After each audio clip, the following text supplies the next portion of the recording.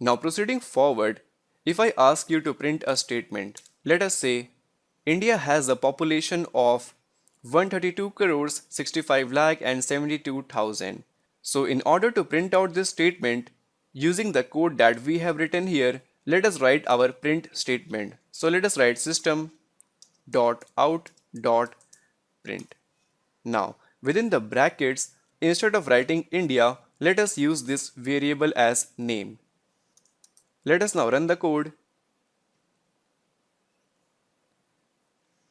So in the output we have India.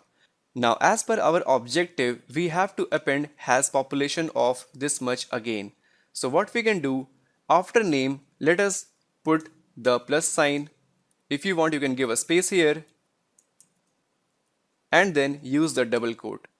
And within the double quote, give it a space. Let us copy the code from here, has population of, and again give a space within the double quote. Let us now run the code. So here we got India has a population of. So what the compiler has done, it has simply interpreted name as India and then appended this string has population of. And then at the end I want to append this value which is actually present within the population variable. Let us use after the quote plus sign and then use population variable. Let us now run the code. So here we get India has population of this much value. So now you can notice how we have simply used the variable name with the help of plus symbol and then the text or a string and then again the population, which is replaced by its value in the output console here.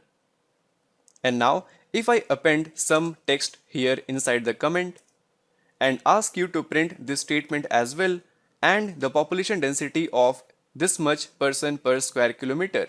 So for that, let us copy the text till here and then after population, let us use plus double quote open and close, and within the double quote, let us paste it and make sure before and give it a space, and after of let us use this value which is stored inside the population density. Let us use population density and then again use the plus symbol, double quote open and close, and within the double quote let us paste this text. And now let us run the code. So here we get India has population of this much and population density of 393.0 person per square kilometer.